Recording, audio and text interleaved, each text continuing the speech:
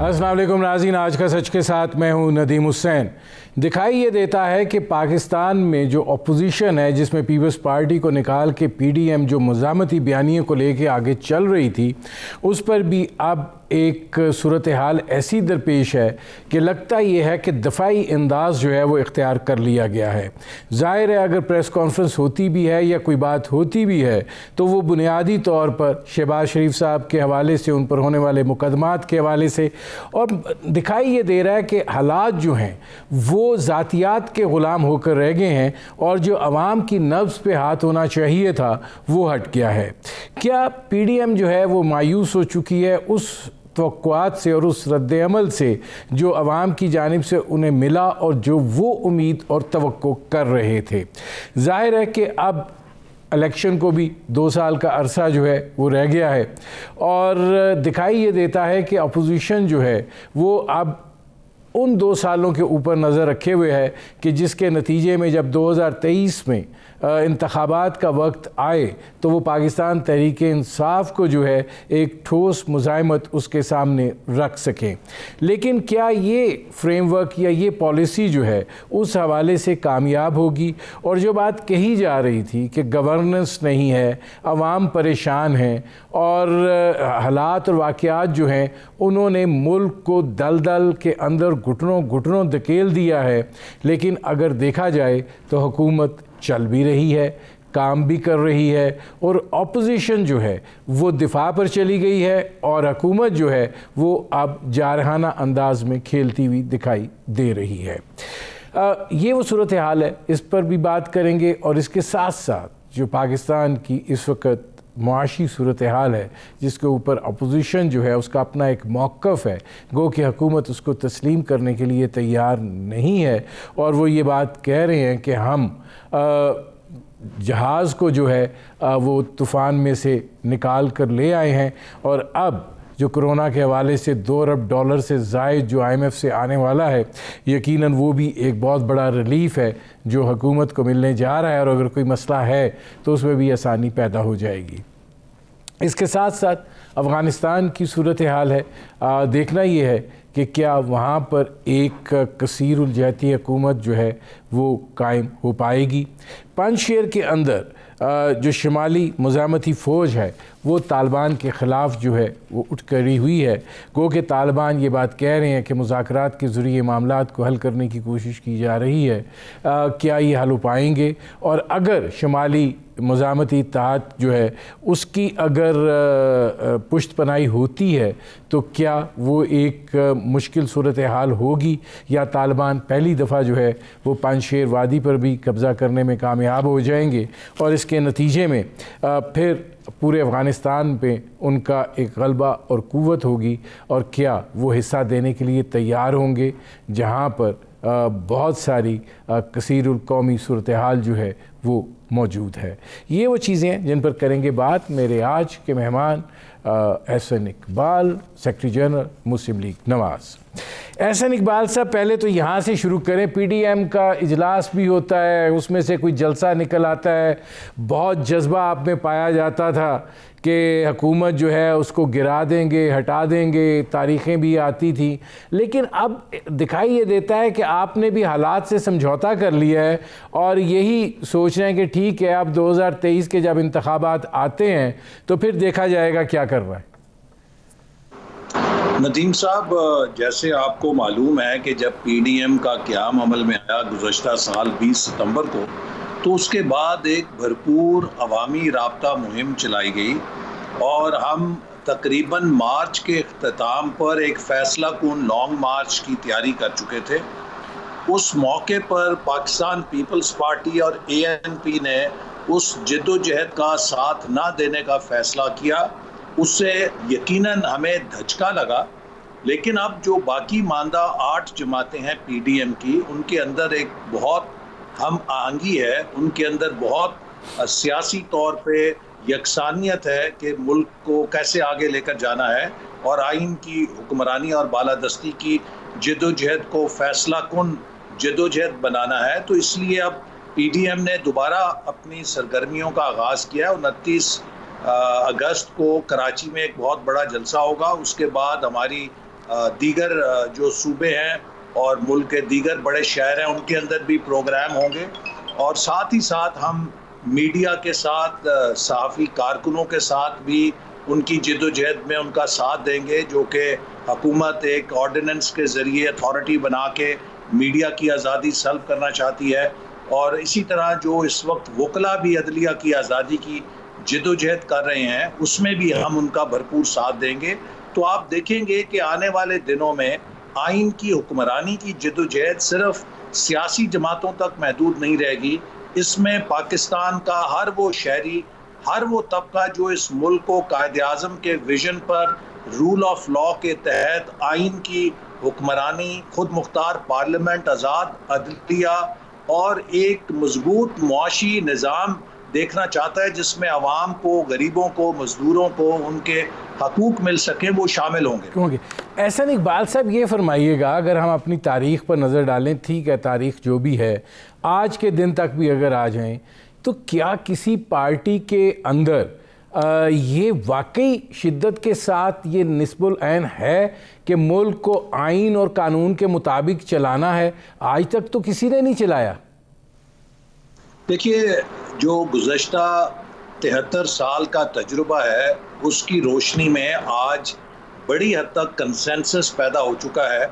और पीडीएम के अंदर जितनी जमातें शरीक हैं उन सब में यही कदर मुश्तरक है कि पाकिस्तान एक फेडरेशन है, और अगर इस फेडरेशन को हम मजबूत देखना चाहते हैं और उन चैलेंजेस का मुकाबला करना चाहते हैं जो हमारे इलाके में, खित्ते में, हमारे गिरदो नवा हम पर मंडला रहे हैं, उसका एक ही रास्ता है कि पाकिस्तान की रियासत को उन असूलों के ऊपर उठाया जाए, उन असूलों पे मजबूत किया जाए जो आम शहरी और रियासत के दरमियान आला इक़दार का रोमांस पैदा करते हैं। देखिए, कभी कोई रियासत जबर के साथ नहीं चल सकती, कभी कोई रियासत ताकत के साथ नहीं चल सकती। रियासत मजबूत होती है जब शहरियों का रियासत से ताल्लुक़ कुछ वैल्यूज़ के ऊपर हो, रूल ऑफ लॉ हो, इंसाफ हो, उनके मुआशी हकूक़ का तहफ़्फ़ुज़ हो। और ये सब कुछ पाकिस्तान का आइन पाकिस्तान के अवाम को देता है, उनका जो इजहार। अच्छा, इसमें एक और सवाल है एहसन इकबाल साहब जी। एहसन इकबाल साहब, ये फरमाइएगा कि जैसे आपने कहा कि हम लॉन्ग मार्च की तरफ जा रहे थे, आप क्या ये समझते हैं कि पीपल्स पार्टी के बग़ैर आप मौसर तरीके से एहतजाज को लेकर आगे नहीं बढ़ सकते? आप उनके बग़ैर कोई तहरीक या एहतजाजी अमल जो है उसको नहीं चला सकते? क्योंकि अब तो पीडीएम का रवैया भी इस तरह का हो गया है कि हुकूमत जो है वो बिल्कुल मुतमईन है, पुरसकून है, और अपोजिशन जो उसके लिए चैलेंज बना करती थी, दिखाई ये देता है कि इस वक्त हुकूमत को वो उस हद तक भी वो चैलेंज दरपेश नहीं है। नहीं, ये दुरुस्त नहीं है। देखिए, जो पीपल्स पार्टी का अलहदा होने से सेटबैक हुआ वो ये था कि तमाम अपोजिशन जमातें पीडीएम में मुत्तफिक थीं कि लॉन्ग मार्च के साथ हमें इज्तमाई तौर पे इस्तीफ़े दे देने चाहिए। अगर इस वक्त जो तकरीबन 800 के करीब सूबाई और कौमी असम्बली की नशस्तें हैं, उनमें तकरीबन 400 से ज़्यादा अपोजिशन की नशस्तें थीं, वो सारी अगर मुस्ताफ़ी हो जाती तो इतने बड़े पैमाने पे फिर ज़िमनी इलेक्शन नहीं हो सकता था, वो फिर नया जनरल इलेक्शन ही होना था। तो पीपल्स पार्टी ने उस वक्त हमारा साथ ना देके, जबकि 9 जमातें एक तरफ थीं, उसने तनहा उसको वीटो करके इस हुकूमत को एक नई लीज ऑफ लाइफ दी है। ये उनकी अपनी सियासत हो सकती है, उनके अपने मकासद हो सकते हैं, हमें नहीं मालूम कि उसके पीछे क्या मुहर्रकात थे। लेकिन अगर पीपल्स पार्टी उस वक्त अपोजिशन का साथ देती तो इस वक्त तक नए इंतखाबात हो चुके होते, एक नया निज़ाम आ चुका होता। हैविंग सेड दिस, अब पीपल्स पार्टी ने अपने रास्ता अलहदा कर लिया है, तो बाकी पीडीएम की जमातें अपने रास्ते पर चल रही हैं और हमें यकीन है कि इंशाअल्लाह ताला हम अपनी जद्दोजहद में कामयाब होंगे। और मैं समझता हूँ कि अब वैसे भी जो मुआशी हालात हैं, हुकूमत के लिए अमलन नामुमकिन हो जाएगा कि ये 2023 तक जा सके, चूँकि 2023 तक तो इन इक्तसादी पॉलिसियों के साथ एक बड़ी अफरा तफरी पैदा हो चुकी है। मैं एहसन इकबाल साहब, चूँकि मैंने उस पर अलग से बात करनी है, ये ज़रा फरमाइएगा। एक मिनट, नहीं, मैंने इस पे अलग से आना है, लेकिन जो मेरा सियासी ये इस वक्त मामला है वो जरा मैं आपसे ले लूं। बात तो यार जी मेरे भाई, बात तो खत्म करने देना। मैं कहना चाह रहा हूं कि गालिब इम्कान ये है कि 2022 में ये हुकूमत खुद कब्ल वक्त इंतखाबात कराएगी और अब हमें उसकी तैयारी के लिए भी सबको मिलकर जिद्दोजहद करनी है। अच्छा, इसमें एहसन इकबाल साहब ये फरमाइएगा कि आप कहते हैं कि उन्होंने हमारा साथ नहीं दिया, वो कहते हैं हम इनका साथ देने के लिए तैयार हैं। पंजाब और वफाक में ये एक आइनी मामला भी होगा, जमहूरी अमल भी होगा कि अगर आप तहरीक अदम एतमाद ले आएँ तो उस पर क्यों आप मोतरज़ हैं? अगर इतना ही कम मार्जिन है तो ठीक है, अगर सारी पार्टियां आपका साथ देने के लिए तैयार हैं। देखिए, सेनेट के अंदर चेयरमैन के इंतखाब पे अपोजिशन के पास अक्सरियत थी, उसके अराकीन की अक्सरियत थी। क्या चेयरमैन अपोजिशन का मुंतखब हो सका? आपको मालूम है इससे पहले जब चेयरमैन सेनेट के खिलाफ अदम एतमाद की तहरीक लाई गई तो 64 अराकीन थे अपोजिशन के, लेकिन जब काले डिब्बे में से वोट निकले तो वो 50 या 52 बरामद हुए। तो मेरे भाई बात यह है कि नो कॉन्फिडेंस उस वक्त तक नहीं होता जब तक कि आप किसी खुफिया ताकत का सहारा ना लें, चूँकि हुकूमत और रियासत के पास वसाइल होते हैं और वो लोगों की खरीदो फरोख्त कर सकते हैं, वो असरअंदाज हो सकते हैं। आज तक पाकिस्तान में कोई ऐसी नो कॉन्फिडेंस मोशन कामयाब होने की मिसाल नज़र नहीं आती। तो इसलिए पीपल्स पार्टी के पास पंजाब में सिर्फ 6 MPs हैं और यहाँ पे 20 अराकीन का फ़र्क है। तो इसलिए जो पीपल्स पार्टी की पंजाब में नो कॉन्फिडेंस की तजवीज़ है, अभी तक उसमें कोई ऐसा काबिल अमल नुस्खा नज़र नहीं आता। वो एक नापायदार शाख के ऊपर घोंसला बनाने के मुतरादिफ है और अगर वो नो कॉन्फिडेंस डिफीट हो जाएगी तो उस्मान बुज़दार साहब को तो एक नई ऑक्सीजन मिल जाएगी, एक नई लाइफलाइन मिल जाएगी। तो लिहाजा इस सियासत में आप ऐसा कदम नहीं उठाते कि जिससे आपको पीछे नुकसान उठाना पड़े और आप अपने दुश्मन। Welcome back. अब एहसन इकबाल साहब, आपने थोड़ा सा जिक्र किया था ब्रेक पर जाने से पहले कि ये हुकूमत जो है अपनी इक्तिसादी पॉलिसीज़ की बिना पर 2023 तक नहीं जा सकती है, लेकिन इस वक्त तक की जो सूरत हाल है उसके अंदर हुकूमत जो है ज़ाहिर है माजी में भी इसी तरीके के ऑक्सीजन प्रोवाइड होती रही, कहीं ना कहीं से इमदाद आती रही, अब कोरोना के सिलसिले में आ रही है, हमारी तरसीलात ज़र आ रही हैं, एक गहमा गहमी की जो सूरत हाल है मार्केटों में और बाकी मामलात में। तो वो जो एक आप बात कर रहे हैं कि इसके नतीजे में ये 2023 तक नहीं जा सकते, तो वो तो ऐसे दिखाई देता है कि वो थोड़ा सा हकीकत से दूर है और ज़्यादा सियासी बयान है। ये 2023 तक बड़े आराम से हुकूमत करेंगे। नदीम साहब, आप चूँकि इकनॉमिक्स का ख़ुद भी काफ़ी मालूमात रखते हैं और एक पस मंज़र रखते हैं, आप मुझे बताइए कि अगर जो नक्शा आपने खींचा है वो दुरुस्त होता तो 2 महीने के अंदर 10 रुपए की डिवैल्यूएशन क्यों कर हो गई है? आज से 2 महीने पहले डॉलर के मुकाबले में रुपए की कीमत जो है 154-155 रुपए थी, आज 165 और 66 का हो गया है। ये इतना बड़ा शौक है 10 रुपए की डिवैल्यूएशन, जिसके साथ आप देखेंगे कि आने वाले दिनों में महंगाई का एक नया सुनामी बर्पा होगा, क्योंकि हमारे जो मईशत का स्ट्रक्चर है उसमें ज़्यादातर इन्हिसार इम्पोर्टेड गुड्स के ऊपर होता है। एहसन इकबाल साहब, ऐसे यहाँ पे एक चीज़ मैं कोट करना चाह रहा हूँ, आपके लिए आसानी शायद हो जाए। मेरे साथ डॉक्टर हफीज़ पाशा थे, उन्होंने कहा कि आइंदा जो 2-3 महीने हैं उनमें डॉलर 175 रुपये या इससे भी ज़ायद जाने की उनको उम्मीद थी। जी, तो अब आप अंदाज़ा कीजिए कि अगर 10 रुपये मज़ीद डिवैल्यूएशन हो जाती है तो इसके जो असरात मुल्क की मईशत पर होंगे, महंगाई की जो लहर बर्पा होगी, हमारे जो कॉस्ट ऑफ प्रोडक्शन है वो बढ़ जाएगी और इससे बढ़कर ये कि पाकिस्तान का जो कर्ज़ों का बोझ है उसमें अभी 10 रुपए होने से 1170 अरब रुपया, 1 खरब 170 अरब रुपया बोझ कर्जों का बैठे बिठाए बढ़ गया है। और इसी तरह मजीद अगर इसमें 10 रुपए की डिवैल्यूएशन होती है तो उतना ही मजीद दुगना हो जाएगा ये कर्जों का बोझ। तो ये सारे वो डिस्टॉर्शंस हैं कि जो इस बात की अलामत है कि इस हुकूमत की अभी तक मुआशी जो पॉलिसियाँ हैं वो कारगर नहीं है। और जो आप रेल पेल बता रहे हैं इस वक्त पैसे की, वो रेल पेल सिर्फ वो है कि जो अमीरों की मईशत है उनको इस हुकूमत ने नवाजा है, माफियाज को नवाजा है, ब्लैक मनी को वाइट करने की स्कीमें दी हैं। तो जो काला धन है वो सफ़ेद कर रहे हैं, चाहे वो रियल स्टेट सेक्टर के माफियाज हैं, चाहे वो शुगर माफियाज हैं। तो इस वक्त माफियाज दोनों हाथों से लूट रहे हैं, लेकिन गरीब आदमी, एक आम आदमी, अगर आप उससे पूछिए, अपने प्रोग्राम के जरिए आप पूछें, मैं लोगों से अगर सवाल करूं, अपने आप कैमरामैन से पूछें, चौकीदार से पूछें, ड्राइवर से पूछें, वो आपको बताएगा कि 10 तारीख के बाद लोगों की कुव्वत खरीद जवाब दे जाती है।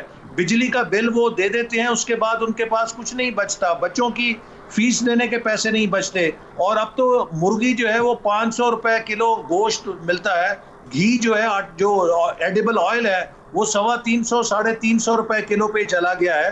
तो ये इस महंगाई की सुनामी के अंदर आप लोगों को सोने की सड़कें भी बना दें, लेकिन जब लोग रोटी नहीं खा सकते, लोग रोजगार नहीं ले सकते, तो इन चीज़ों का कोई फायदा नहीं होगा। नहीं, एहसन इकबाल साहब, ये फरमाइएगा कि जो पैरामीटर्स होते हैं, बुनियादी तौर पे हम अहदाफ जो हैं उनका बड़ा जिक्र करते हैं, हर वज़ीर ख़जाना जो है वो उसका जिक्र करता है, और ज़ाहिर है शौकत तरीन साहब जो हैं वो भी उसी अमल को रवा रखे हुए हैं कि जो आपके कागज़ के ऊपर जो एदाद व शुमार हैं उनकी बुनियाद के ऊपर वो ये बात कहते हैं कि मईशत जो है वो सेहतमंद है।